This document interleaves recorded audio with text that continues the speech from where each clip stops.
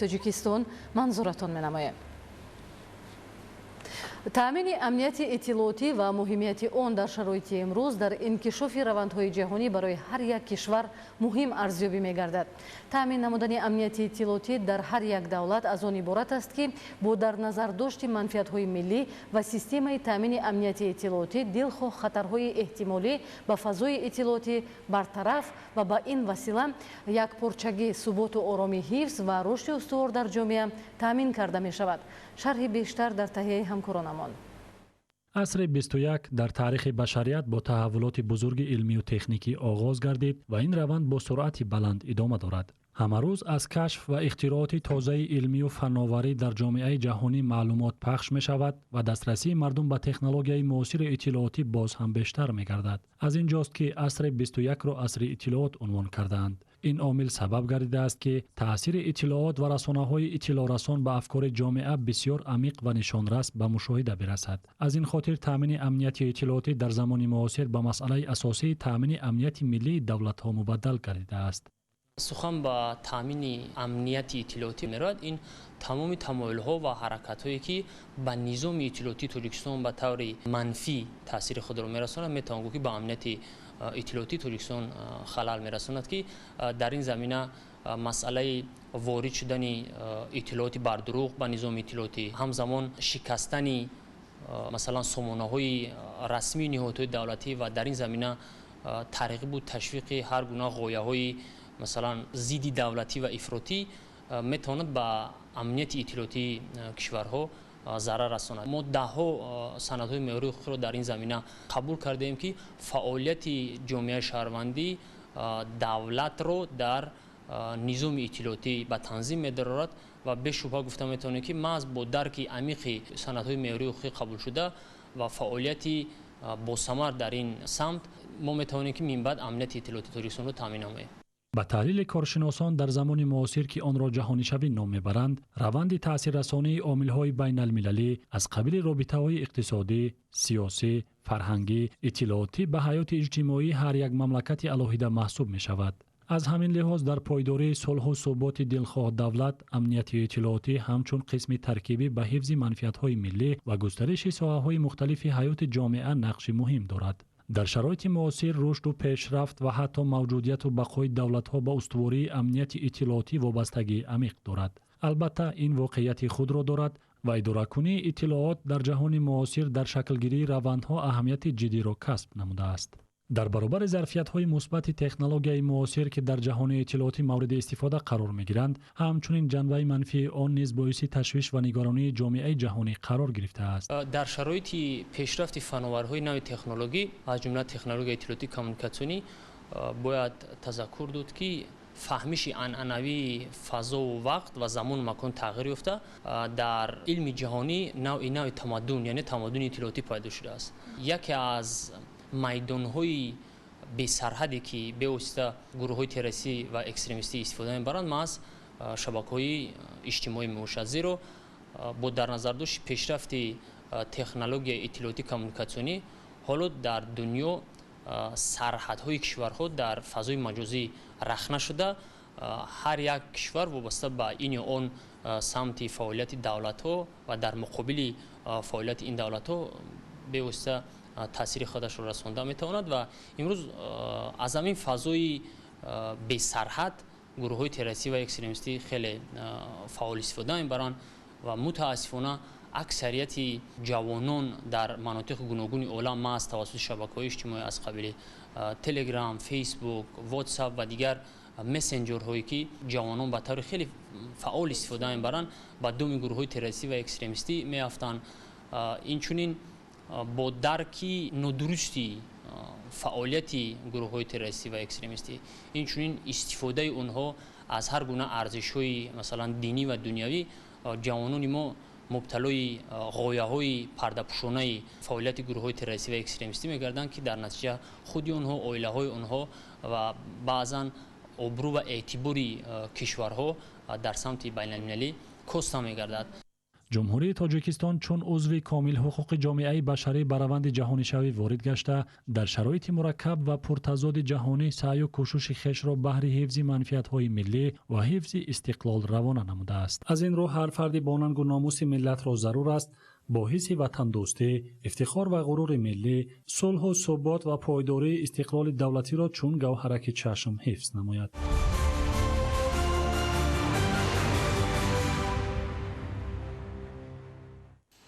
در شهر لیوکند جهت ثمرانок استفاده بردن زمین و بهتر گردیدن سطح زندگی مردم مساعدت نموده ایستاده است. در برابر خوجگی های دهقانی زمین های نزد حوالگی ساکنان پرمحصول استفاده گردیده. از این حساب برای به مشکلی سپری نمودن فصل زمستان محصولات گوناگون کشاورزی را ذخیره می نمایند. همکاران ما گزارش می دهند.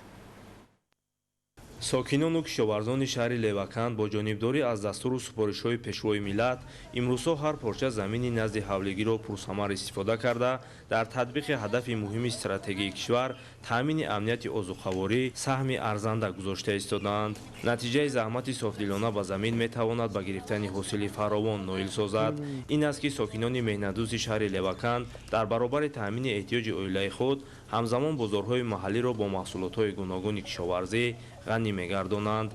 همساله از حساب برداشت حاصل کشته‌های نزد حوالگی ساکنان شهر لیوکند برای زمستان‌گذرانی موادهای غذایی و هر گونه خورش‌ها و کنسروها آماده می‌سازند. ما زنای دهات هر سال ذخیره زمستان کرده این زمین‌های نزد حوالگی خودمان پامیدور، بادرین، تمام محصولات‌های زمستانه ما انجام میکنیم که در فصل زمستان ما با همراه فرزندانمان تنقیصی نکشیم.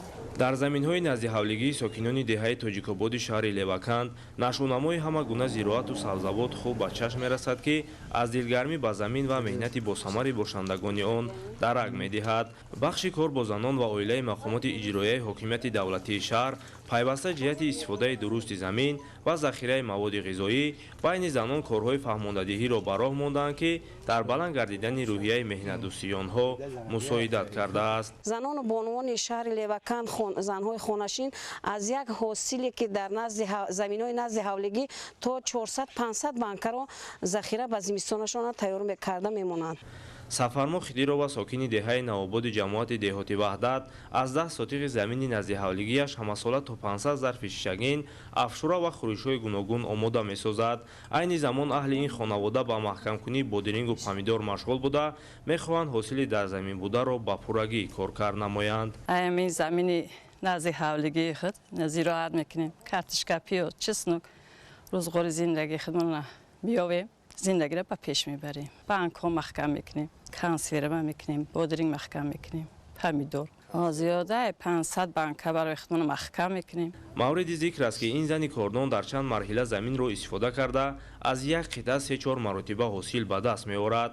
طور مشاهده شد در زمین نزد حوالگی او حاصل پامیدور، قلنفور شیرین و تیز، باقلاجان و دیگر سبزوات فراوان بوده همه روزه در شکل‌های گوناگون خورش‌ها را بسته‌بندی و ذخیره می‌نمایند. سعید شاه مرادعلی، اسکندر سعید، شهر لیوکند، اخبار.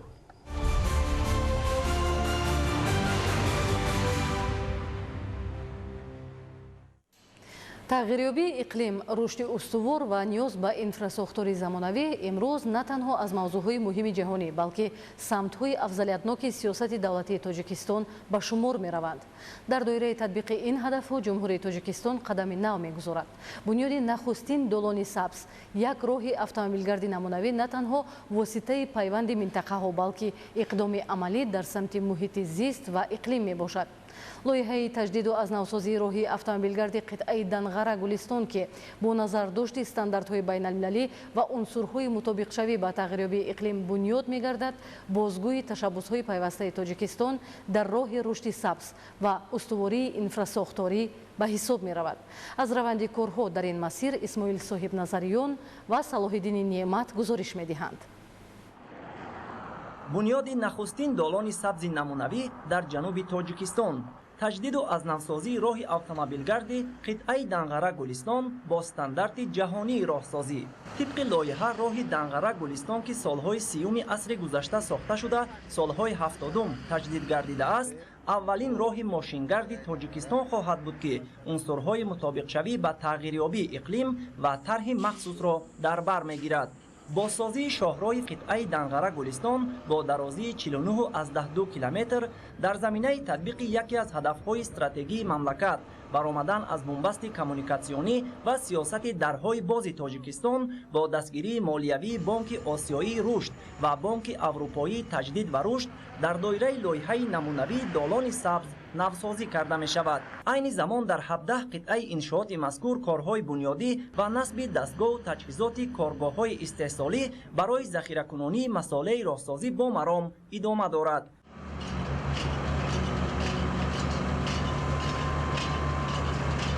تجدید و از نوسازی راه اتومبیلگرد قطعه دنغره گلستان با جلب متخصصان وطنی و خارجی و تکنیک و دیگر مکانیزم‌های مهم صحوی با مرام ادامه داشته جوابگو به استاندارد بین المللی بنیاد می‌گردد. این راه از 2 سمت حرکت به 4 سمت حرکت رسانیده شده از درجه 3 به 1B برآورده می شود. در برابر 4 سمت حرکت واسطه‌های نقلیات همزمان در شفت آن راه پیاده‌گرد، خط حرکت دوچرخه و دیگر مهمات قاعده‌های حرکت در راه به نوبت گرفته شده است. مطابق با طرح نمونوی دالان سبز در شاهراه تجدید شونده سطح روشنناکی بهتر شده، گذرگاه‌های بخطر و خوب علامت گذاری شده، همچنین در کنار راه اینفراساختار سانیتری و برای مادران دارای کودکان خردسال حجره‌های جداگانه بنیاد می‌گردند. روند کارهای ساختمانی در راه مذکور تحت توجه و نظارت پیوسته متخصصان و مشورتچیان ملی و بین المللی قرار داشته برای کارمندان شرایط مناسب معیشی و خدمت رسانی فراهم آورده شده است. عین زمان برای با سطح و صفت مطابق با استاندارد راهسازی و در مهلت پیش بینی شده انجام یافتن کارها 84 نفر متخصصان ورزیده وطنی و خارجی، شرکت‌های با نفوذ راهسازی و زیاده از 70 تکنیک و مکانیزم‌های پراقتدار صحوی جلب گردیده است. عین حال ما قرار داریم در کیلومتر 24 شاهراه دنغره گلستان. در این قطعه کاری رفت کارهای قبط به قبط برداشتن خاکتپه راه ادامه دارد. عهدهداری این مسیر با ذمه هماهنگسازی وزارت نقلیات مرکز تطبیق لایحه‌های تجدید راه‌ها واگذاشته شده است.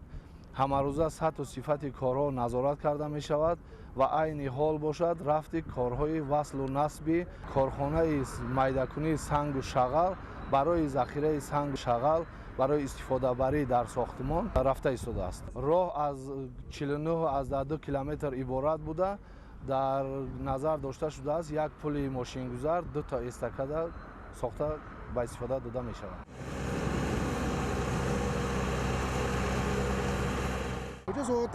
тавре мебинед корҳои сохтмонӣ дар ин қитъа хеле хуб ҷараён дорад. ҳоло мо дар километри 40 қарор дорем. дар ин ҷо мутахассисон бо истифодаи техникаҳои зарурӣ корро вусъат бахшида истодаанд.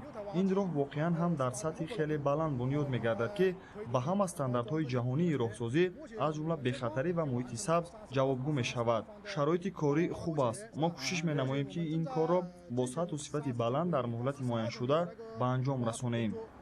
قابل ذکر است که در جمهوری تاجیکستان در برابر رشد دیگر بخش و ساحه‌ها با تجدید و از نوسازی و بنیاد راه‌های ماشینگرد نیز توجه اولین درجه روانه گردیده دوام سالهای صاحب استقلالی برای برآوردن مملکت از بنبست کمونیکاسیونی اقدام‌های زیاد عملی گردیده ایستادند که تجدید راه اتومبیلگرد قطعه دنغره گلستان یکی از آنهاست. پرزیدنت جمهوری تاجیکستان محترم امامعلی رحمان در پیام به مجلس عالی جمهوری تاجیکستان 28 دکبر سال 2023 راه اتومبیلگرد دنغره گلستان را در قطار دیگر انشاءات راه و نقلیات ساخته شونده یکی از راه‌های مهم دارای اهمیت منطقوی مملکت نامیدند.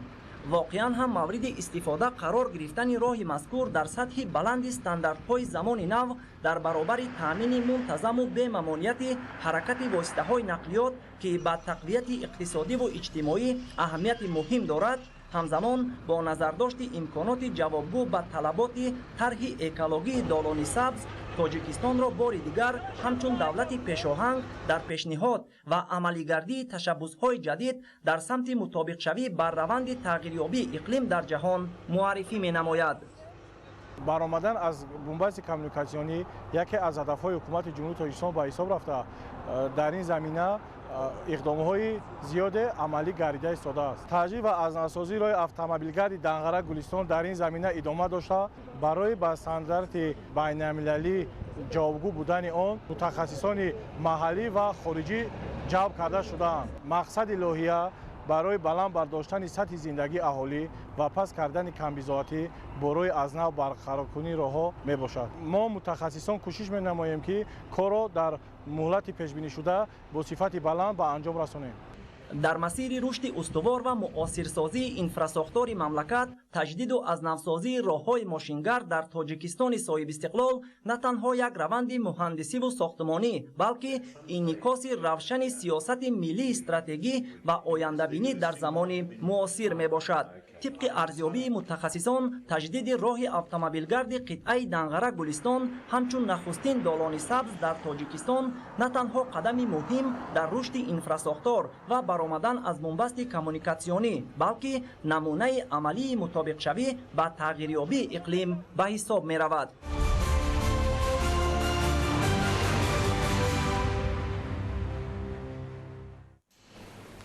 давоми солҳои соҳибистиқлолӣ дар ноҳияи Темурмалики вилояти Хатлон заминаҳои рушду пешрафт дар ҳама бахшҳо фароҳам омада, сатҳи некуаҳволии сокинон низ ба таври шоиста беҳбуд ёфтааст. гузориши ҳамкоронамон.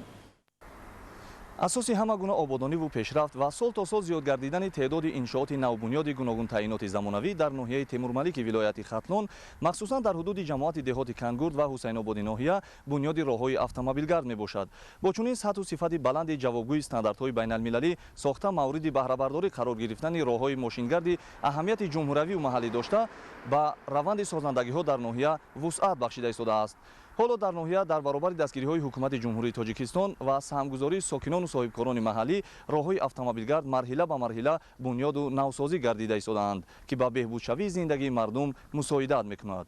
аз маҷмӯи 309 иншооти бунёдшавандаи ҷашнӣ ба муносибати истиқболи сазовор аз ҷашни 35-солагии истиқлолияти давлатӣ дар ноҳияи Темурмалик бунёду навсозии роҳҳои автомобилгарди маҳаллӣ дар меҳвари ҳадафҳои созанда қарор дорад. зеро барои вусъат бахшидани дигар бунёдкориҳо маҳз чунин роҳҳои ободу мунфаршуда замина мегузорад. тибқи маълумот танҳо давоми 2 соли охир дар ноҳия наздики 20 километр роҳҳои автомобилгард мунфарш карда шуданд. мавзеи Кангурд яке аз гӯшаҳои ободу дурдасти ноҳияи Темурмалик, ки айни замон бо номгузории ду ҷамоати деҳот Ҳусайнобод ва Кангурд шинохта мешавад, бо амалисозии иқдомҳои шоистаи соҳибкорон дар ин ҳудуд роҳҳои маҳаллӣ навсозӣ гардида истодаанд.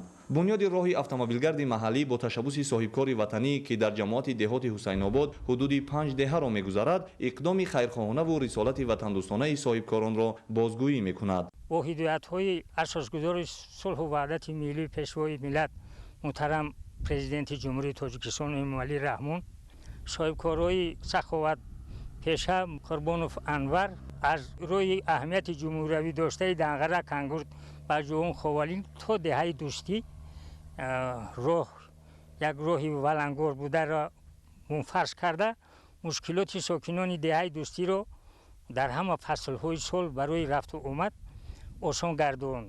мо аз номи мардуми деҳоти дӯстии ҷамоати Ҳусайнобод миннатдории хешро, миннатдории аҳли мардумро ба ҷаноби оли президенти ҷумҳурии Тоҷикистон муҳтарам Эмомалӣ Раҳмон мерасонем, ки ин ҳама ташаббусу бунёдкориҳо фақат бо ҳидоятҳои он кас ҷараён дорад. мардум мушкилоти мардум дар ҳамаи соҳа осон гашта истодааст. роҳи бунёдшавандаи мазкур, ки масофаи наздики 4 километрро ташкил медиҳад, то кунун 1.6 километр мунфарш карда шуда, рӯзҳои наздик дар идомаи ин роҳ марҳилаи дуюми корҳои роҳсозӣ оғоз мегардад. зиёда аз 50 сол дар ҳамин қишлоқ зиндагӣ мекардем. ҳамин роҳе ки ҳозир мо ҳузур дорем валангор буд. бо ташаббуси асосгузори сулҳу ваҳдати миллӣ пешвои миллат президенти ҷумҳурии Тоҷикистон ин ташаббускорӣ буд, ки ман роҳи ҳозир мунфарш то маркази деҳаро бо роҳи шоҳроҳи Данғара Кангурд пайваст кард.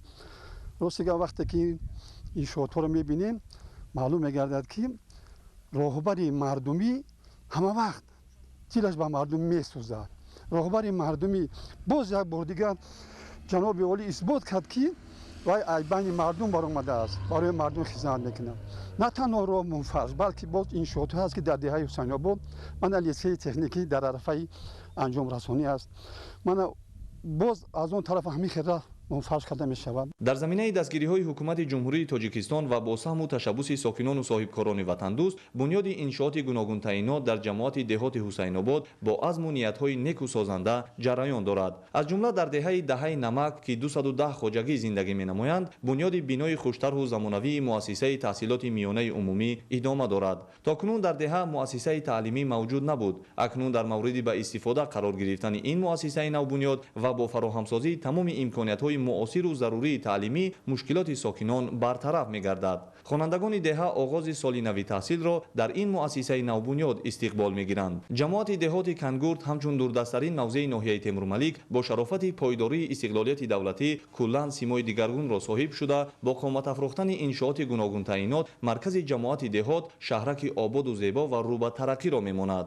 در تمام بخش و ساحه‌ها دستاوردهای بی‌نظیر پدید آمده سطح زندگی ساکنان محلی نیز به طور شایسته بهبود یافته است. مرکز تعلیمی و خدمترسانی مهر مادر که سال 2014 در مرکز جماعت دهات کنگورد مورد بهره برداری قرار گرفته است تا این جانب هم در سمت صاحب کسب گردانیدن نورسان و جوانان و هم جهت با شغل دائمی و سرمحصول فرا گرفتن شهروندان به شغل مخصوصا زنان خانشین سهمی بغایت بزرگ و ارزشمند دارد. در کارخانه دوزندگی مرکز تعلیمی حالا 35 نفر به فعالیت استحصالی مشغولند که طبق درخواست لباس‌های گوناگون کاری مکتبی و زنانه و مردانه را با طرح و نماد زیبا آماده و پیشنهاد میکنند. محصول دستی کارمندان این کارگاه الکی طلبگاران زیاد پیدا کرده محصولات استحصال شده به تمام شهر و ناحیه‌های مملکت و بیرون از کشور نیز صادرات می‌گردد. همزمان در آشیانه یکم و دوم بنا فیلیال مؤسسه دولتی مرکز تعلیم کلانسالان تاجیکستان فعالیت دارد که برای صاحب کسب نمودن شهروندان به شغل بهترین امکانیت محسوب می‌یابد.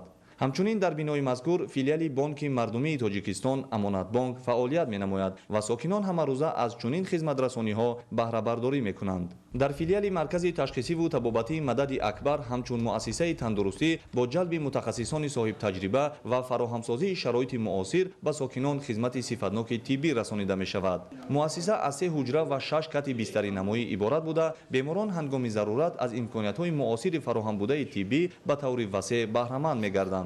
حالا در مرکز جماعت دهات ساختمان بنیاد مناره پرچم دولتی آغاز یافته کارها در این سمت جریان دارد. بنیاد بناهای بلند آشیانه استقامتی، مؤسسه‌های گوناگون ساحه معارف و تندرستی، فرهنگ و ورزش، کارخانه‌های استحصالی، سبز و خرمگردانی شفت بناها، کوچه و محله‌ها و دیگر تدبیرهای آبادانی به استقبال جشن 35 سالگی استقلال دولتی روانه گردیدند. عالم ناصرزاده، خورشید نادرخان، ناحیه تیمورملیک، اخبار.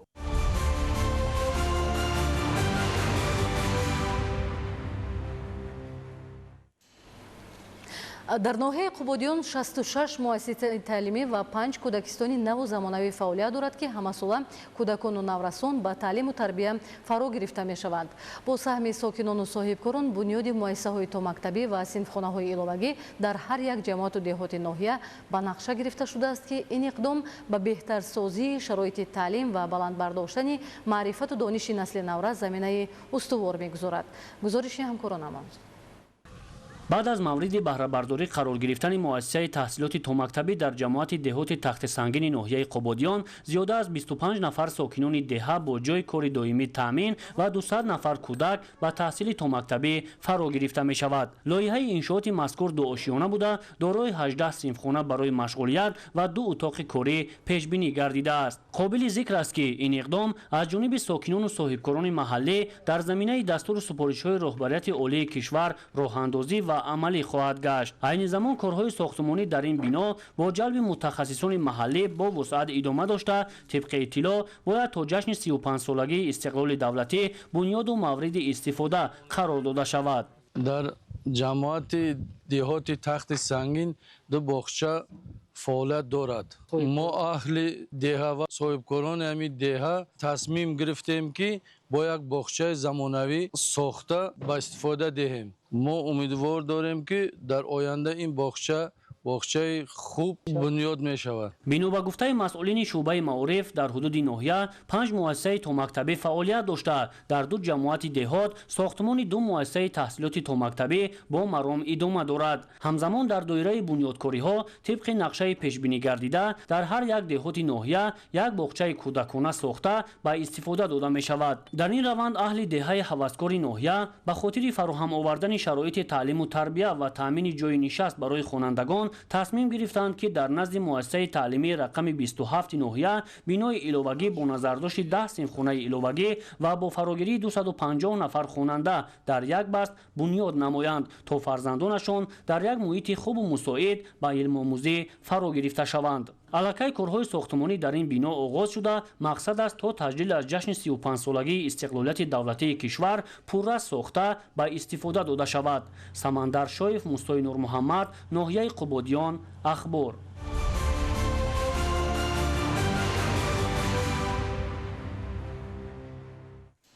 дар ноҳияи Спитамен раванди ободонию созандагӣ вусъат ёфта то охири соли равон бунёду ба истифода додани биноҳои баландошёнаи истиқоматӣ, коргоҳу корхонаҳои саноатӣ, мактабу кӯдакистонҳо, марказҳои савдою хизматрасонӣ ва дигар иншооти ҳаётан муҳим ба нақша гирифта шудааст. дар давоми соли ҷорӣ дар беморхонаи марказии ноҳия бинои иловагии шуъбаи бемориҳои дилу рагҳо ва бинои шуъбаи таваллуд мавриди баҳрабардорӣ қарор дода мешавад. маълумоти бештар дар гузориши Абдуваҳоби Абдусаттор. соли чорум аст ки дар ноҳияи Спитамен ҷиҳати сазовор истиқбол гирифтани ҷашни 35-солагии истиқлоли давлатии ҷумҳурии Тоҷикистон нақшаи корҳои созандагию ободонӣ мавриди амал қарор дорад. дар ин муддат бо саҳми мақомоти давлатии соҳибкорони ҳимматбаланд ва аҳолии созандаю бунёдкор дар марказ ва деҳоти ноҳия наздики 560 иншооти гуногун таъинот сохта ба истифода дода шуд. ҳамакнун кору амали созандагони имрӯз хоса соҳибкорон ва сокинон ба он равона шудааст ки то моҳи сентябри соли 2026 76 иншооти боқимонда бунёд ва мавриди баҳрабардорӣ қарор дода шавад. бо ин мақсад ҳоло дар марказ ва деҳоти ноҳия корҳои сохтмонӣ дар биноҳои баландошёнаи истиқоматию маъмурӣ, коргоҳу корхонаҳои саноатӣ, мактабу кӯдакистонҳо, муассисаҳои тандурустӣ, марказҳои савдою хизматрасонӣ идома дошта, ҷиҳати рушди инфраструктураи маҳал ба таъмиру навсозии роҳу пул ва кӯчаю хиёбонҳо низ таваҷҷӯҳ бештар аст. то ба имрӯз аз 635 иншоотҳои ба нақша гирифта шуда 559 адади он ба истифода дода шуд ки 88% нақшаро дар бар мегирад. он фарз куни кӯчаҳо, чароғон куни сохтмони ҳамаи бинои иншоотҳои хизматрасонӣ, алахусус соҳаи маориф, фарҳанг, тандурустӣ дар ноҳия бо маром идома дорад. дар бунёду иншоотҳо саҳми соҳибкорон хеле назаррас буда. дар маркази ноҳия зиёда аз 12 биноҳои баландошона ки ошонаҳои аввал ва ошонаи дуюми онҳо марказҳои хизматрасонӣ ба назар гирифта шудааст, сохта бунёд гардида истодааст. дар солҳои пеш таъмирталаб будани аксар шуъбаҳои беморхонаи марказии ноҳияи Спитамен мушкилоти асосии табибон ба ҳисоб мерафт ва ин ҳолат дар бештар маврид барои қабул, табобат ва ташхиси беморон таъсири манфӣ мерасонд. ҷиҳати бартараф намудани мушкилоти мавҷуда тасмим гирифта шуд ки бинои шуъбаҳои ҷарроҳӣ, таваллуд ва бемориҳои кӯдакона пурра таъмиру навсозӣ карда шавад. ҳоло дар ҳамаи иншооти зикршуда корҳои сохтмонӣ дар асоси лоиҳа идома дорад. иқдоми мазкур бо дастгирии ҳукумати кишвар ва маблағгузории шарикони рушд амалӣ карда мешавад. бинои шӯъбаи таваллудӣ солҳои 80 асри гузашта ба истифода дода шуда, солҳои охир ба таъмири куллӣ ниёз дошт. бо дастгирии шарикони рушд ва мақомоти иҷроии ҳукумати давлати ноҳия пурра аз навсозӣ мешавад. айни замон корҳои таъмиру аз навсозӣ 80% иҷро шудааст ва дар оянда аз тарафи вазорати тандурустӣ ва ҳифзи ижтимоӣ оли ҷумҳурии Тоҷикистон ва қисман аз тарафи шарикони рушд ҳама бо таҷҳизоту лавозимотҳои тиббии лозима пурра таъмин карда мешавад ва хизматрасонӣ ба модару кӯдак боз ҳам хубтар мегардад. бинои иловагии шуъбаи бемориҳои дилу рагҳо бошад бо саҳмгузории соҳибкорон бунёд карда мешавад. корҳои сохтмонӣ дар ин иншоот ки дар асоси лоиҳа аз 2 ошёна ва таххона иборат аст, моҳи феврали соли равон оғоз гардид. дар назар аст ки бинои иловагии шуъбаи бемориҳои дилу рагҳо моҳи сентябри соли равон ба истифода дода шавад. дар беморхонаи марказӣ таъмиру барқарорсозии хати обу корес ҳам идома дорад. ҳамин тавр бо татбиқи нақшаҳои созандагии инфраструктури ноҳияи Сипитамен мукаммал ва сатҳу сифати зиндагии сокинон боз ҳам беҳтару хубтар мегардад. абдуваҳоби абдусаттор, Илёс Бобоҷон, ноҳияи Сипитамен, ахбор.